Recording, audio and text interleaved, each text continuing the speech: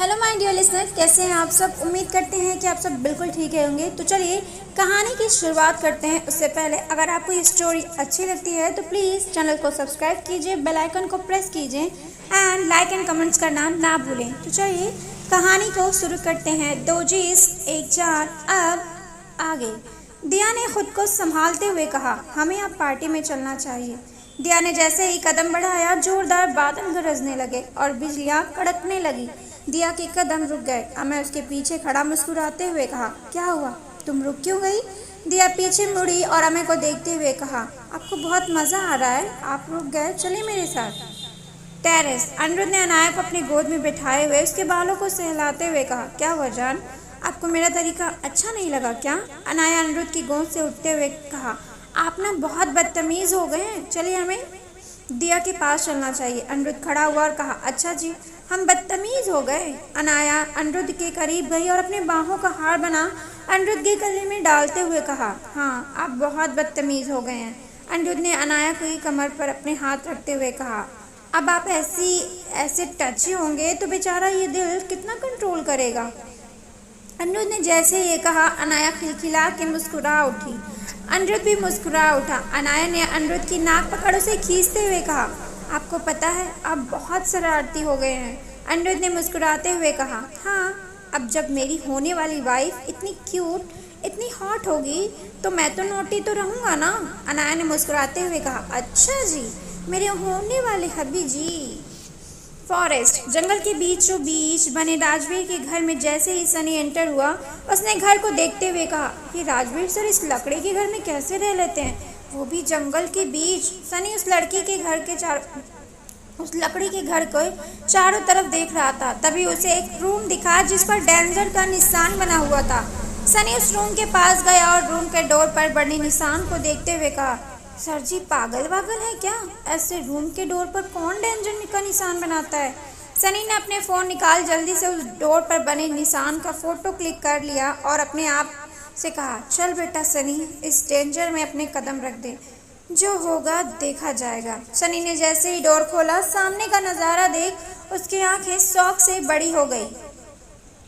वो उस रूम में एंटर हुआ और चारों तरफ घूमते हुए कहा, ओ बेटे की, ये क्या है। रूम के हर वाल पर अनाया की फ़ोटो लगी थी। सनी ने चारों तरफ अनाया की फ़ोटो देख अपने आप से कहा, यू मैडम जी यहाँ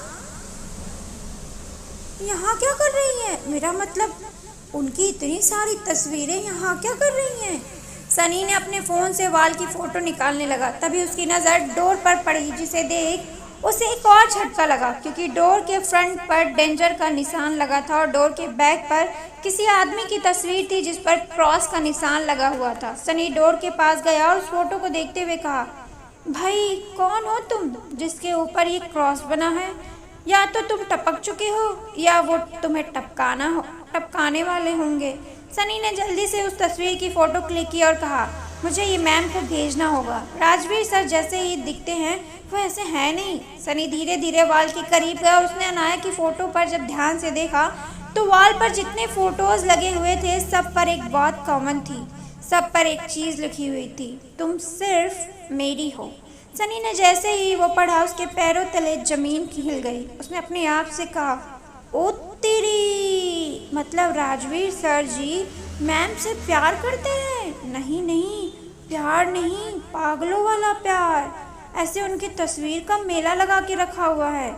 मैम को जब पता चलेगा, बाय गॉड, उन्हें तो झटका लगने वाला है। सनी ने जल्दी से सारी पिक्चर अनाया के नंबर पर फॉरवर्ड कर दी और अनाया को कॉल लगाने लगा, लेकिन अनाया का कॉल नॉट रीचेबल आ रहा था। सनी ने अपना फ़ोन ऑफ किया और अपने पॉकेट में रख लिया।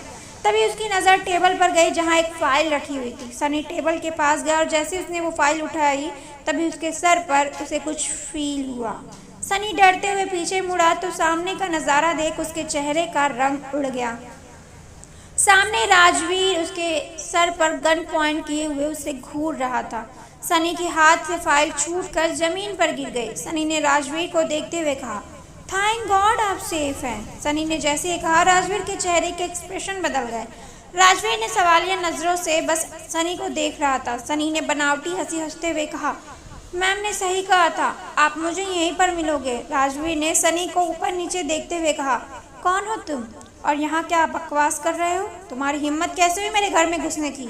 लगता है तुम्हें अपनी जान प्यारी नहीं है। सनी ने अपने मन में कहा। मैम, आपका सनी आज पक्का बलि चढ़ेगा। आप तो एंजॉय कर रही होंगे और मुझे इस जल्लाद के सामने बलि चढ़ा दी। राजवीर ने गुस्से में चीखते हुए कहा। लगता है तुम्हें मरने का बहुत शौक है, इसलिए तुम मेरे घर के चोरों की तरह घुस गए। सनी ने अपने मन में कहा। चल बेटा सनी, इस बुक का लास्ट चैप्टर पढ़, क्या पता तेरी जान बच जाए। सनी ने कॉन्फिडेंट होकर। अरे सर, आपको कोई मिसअंडरस्टैंडिंग हुई है। मैं चोरी से नहीं आया, चोर तो पीछे से आते हैं, मैं तो फ्रंट डोर से आया हूँ। आपको बिलीव नहीं होता तो चलिए मैं आपको दिखाता हूँ कि मैं कैसे आया। राजवीर ने गुस्से में अपने एक एक वर्ड को चबाते हुए कहा। तुम्हारा दिमाग खराब हो गया है या मैं तुम्हें बेवकूफ़ नजर आ रहा हूँ? सनी ने अपने मन में कहा। आप अपनी तारीफ अपने से क्यों कर रहे हैं? सनी ने राजवीर की आंखों में देखते हुए कहा। मैं कोई बकवास नहीं कर रहा हूँ, मैं तो बस अनाया मैम के ऑर्डर फॉलो कर रहा हूँ। राजवीर ने जैसे ही सुना उसने कहा। क्या कहा तुमने? किसके ऑर्डर फॉलो कर रहे हो? सनी ने बिंदास होते हुए कहा। अनाया मैम के। वो चाहती थी कि मैं पता करूं कि आप कहाँ कैसे हैं, आप ठीक हैं या नहीं, क्योंकि कुछ दिन से आप गायब हो गए। अनाया मैम के अकॉर्डिंग कॉलेज टेरेस पर। अनाया अनिरुद्ध की गोद से उठी और खड़ी हुई और अपने कपड़े को सही करते हुए कहा। हमें नीचे पार्टी में चलना चाहिए और दिया को देखना चाहिए वो ठीक है या नहीं। अनिरुद्ध खड़ा हुआ और अनाया को देखते हुए कहा। ठीक है, चलते हैं। अनाया जैसे अपने कदम बढ़ाए, बादलों की तेज गड़गड़ाहट ने उसके कदम रोक दिए। बिजलियां की चमक, बादलों की गरजने की भयानक आवाज़ से अनाया अपनी आंखें बंद कर ली और जल्दी से पीछे मुड़ अनिरुद्ध के गले जा लगी और अनिरुद्ध के शर्ट को अपनी मुट्ठी में कस के पकड़ लिया। अनाया ने अनिरुद्ध के शर्ट को ऐसे पकड़ रखा था जैसे वो अभी उसे नीचे नोच लेगी। अनाया को इस तरह अनिरुद्ध के गले को बहुत ही अजीब सा लगा। अनिरुद्ध ने अनाया के शोल्डर पकड़ उसे अपने सामने किया। अनाया के खुले बाल बार बार उसके चेहरे पे आ रहे थे।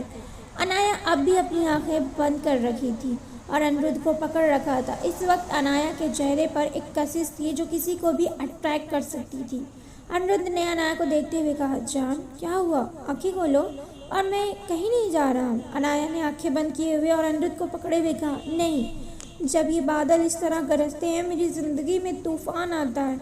ये बिजलियों की चमचमाती रोशनी मेरी ज़िंदगी की रोशनी छीन लेती है। ये है काले बादल, मेरी ज़िंदगी में अंधेरा कर देते हैं। अनिरुद्ध को समझ चुका था कि अनाया को इस मौसम से डर लग रहा है।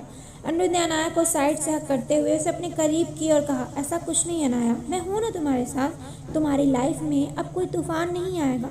किसी भी तूफ़ान को तुम तक पहुँचने से पहले अनिरुद्ध सिंह ओबराय का सामना करना पड़ेगा। अनिरुद्ध ने आगे कहा। मैं हूँ ना तुम्हारे साथ, मुझ पर भरोसा नहीं है? अनाया ने अपने आंखें खोल दी और अनिरुद्ध की आंखों में देखते हुए कहा। खुद से ज़्यादा भरोसा है हमें आप पर। अनिरुद्ध ने कहा। तो फिर मेरी शेरनी क्यों डर रही है? अनाया ने अनिरुद्ध को देखते हुए कहा। हम नहीं डर रहे। अनिरुद्ध ने मुस्कुराते हुए कहा। अच्छा जी। अनाया ने उसी टोन में जवाब दिया। हाँ जी। दोनों मुस्कुराने लगे। तभी बारिश की बूंदें टप टप कर गिरने लगी और देखते ही देखते तेज बारिश होने लगी। अनाया जैसे ही आगे बढ़ी, अनिरुद्ध उसका हाथ पकड़ लिया और कहा। तो भीग जान। अनाया जैसे ही आगे बढ़ी, अनिरुद्ध ने उसका हाथ पकड़ लिया। अनाया ने अनिरुद्ध से दूर हुई और कहा। चलिए हम भीग जाएंगे। अनाया ने तो अनिरुद्ध ने कहा। भीग जाने दो। अनिरुद्ध पूरा भीग चुका था। उसकी शर्ट उसके बॉडी पर चिपक गई थी जिससे एक उसके ऐप साफ साफ दिख रहे थे। बाल पूरे बिखर गए थे। आगे की कुछ बाल हल्का हल्का उसकी आंखों पर आ रहे थे और उन बालों से पानी की बूंदें टपक रही थी। इस वक्त अनिरुद्ध बेहद ही गुड लुकिंग और चार्मिंग एंड हैंडसम दिख रहा था। उसका चेहरा देखने के बाद कोई भी लड़की पागल हो जाती। वहीं दूसरी तरफ अनाया भी पूरी भीग चुकी थी और उसकी साड़ी उसके पूरे बॉडी पर चिपक गई थी जिससे बॉडी का हर एक शेप क्लियरली दिख रहा था। अनाया की सांसें बहुत तेजी से चल रही थी जिससे उसका ब्रेस्ट ऊपर नीचे हो रहे थे। अनाया की बॉडी चिपकी हुई साड़ी ऐसी लग रही थी जैसे किसी ने सफ़ेद बर्फ की चादर पर लाल गुलाब की पंखुड़ियाँ बिछा दी है। पानी की बूंदें उसके बेड पर ऐसे फिसल रही थी जैसे हरे पत्ते पर ओस की बूंदें। अनाया के बालों से पानी टपक रहा था। अनिरुद्ध अनाया का हाथ पकड़े हुए धीरे धीरे उसके करीब आ रहा था। अनिरुद्ध का धीरे धीरे बढ़ता हुआ हर एक कदम अनाया की दिल की धड़कने को बढ़ा रहा था। अनाया ने अपने दूसरे हाथ से अपनी साड़ी को पकड़ लिया। अनिरुद्ध अनाया के करीब आकर उसके पीछे खड़ा हो गया और अपने दूसरे हाथ से अनाया के पेट पर अपना हाथ रख दिया। अनाया की भीगी हुई बॉडी पर अनिरुद्ध के ठंडे हाथों ने अनाया के रोंगटे खड़े कर दिए। अनिरुद्ध ने अनाया का हाथ छोड़ दिया और अपने हाथों से अनाया के बालों को आगे किया। अनिरुद्ध का हर एक टच अनाया को एहसास दे रहा था। उसके बॉडी में गूज़बम्प्स हो रहे थे। अनिरुद्ध ने अनाया के सारे बालों को एक एक साइड से आगे किया और अपने होठों को अनाया के पीछे नेक पर रख दिया और धीरे धीरे किस करने लगा। अनाया अपनी आंखें बंद कर ली। शर्म से उसका चेहरा एक लाल सुर्ख हो गया। तेज बारिश हवा के झोंके इस पूरे माहौल को बेहद खूबसूरत और रोमांटिक बना रहे थे। फिर मिलेंगे नए पार्ट के साथ। तब तक के लिए बाय एंड टेक केयर।